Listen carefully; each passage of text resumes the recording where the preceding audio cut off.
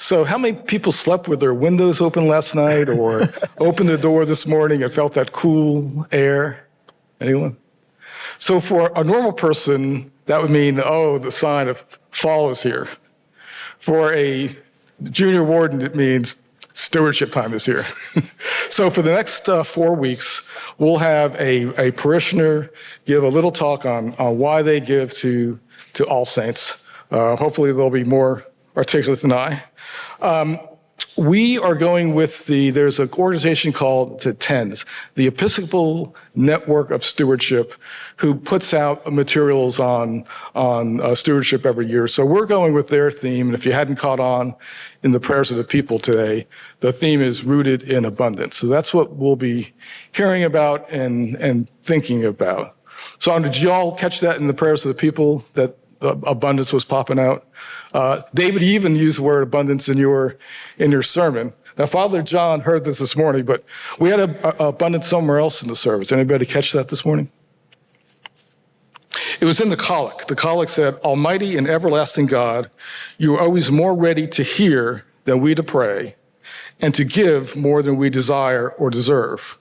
Pour upon us the abundance of your mercy, forgiving us those things which our conscience is afraid, and giving us those good things for which we are not worthy to ask, except through the merits and mediation of Jesus Christ our Savior." So there it is, abundance. And we are blessed in abundance. A little personal story. I teach a class at Georgia Tech twice a year, and so about 5 years ago, I was flying back from Atlanta to here, to DC, and closed the doors of the plane like normal, and we just sat there. The weather was good. It's not like there was a weather hold or anything. And then we're there, 5 minutes, still not moving. Then people rose ahead of us doing like the little prairie dog thing of popping up in their seats to see what's going on. And it was President Jimmy Carter was on the flight. And I guess when he was more ambulatory, he would make it a point to shake the hand of every passenger on the plane. So this is also the time when he was going through, very publicly going through some serious cancer treatment. So when he came to me, I said, "God bless you, Mr. President." And instead of saying thank you, he said, "I am blessed, and so are you." And so it got me thinking, here's the man, the most powerful man in the world for a period of time, and yet he's telling the story that we are blessed in abundance. I've given a stewardship talk here for probably 10 years on and off. And I looked at some old talks just to see what did I put in and what did I put out or leave out. And I noticed that a lot of those talks they were not rooted in abundance. They were more in a scarcity mentality. The church was going through, the All Saints was going through some rocky times financially. I mean, we always paid our bills, but we're always one family away from either whether we were going to be in the red or black, depending on whether a family moved in and gave or a family moved out and stopped giving. So I think post-COVID and also just we feel like we're really heading in a good direction. That's a good thing.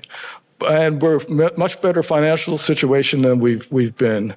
But that doesn't mean that's time to take our foot off the gas by any means. Being rooted in abundance also has obligations. We're blessed with this beautiful, nearly 250-year-old building. It's a gem in the county. But with that goes burdens and obligations on, even though we're doing well financially, there's more. If you looked at the Glenn Iona, who's our property warden, look at his list of deferred maintenance. And there's definitely more maintenance dollars we need than we have in the bank. So there's needs for that. We're known for our abundant outreach in the community, and I won't go through all of the projects, but Project Echo and Reading Camp and Safe Nights, and those require funds as well. So as many blessings and abundance we have, there's still an obligation to give back to All Saints and to the community. So as speakers, as you hear from different speakers over the next month, tell why they give, think about the abundance you have in your life, and what you can do to give back to All Saints. So there should be pledge cards in your pews or on the back table. Like I said, there'll be talks for the next 4 weeks.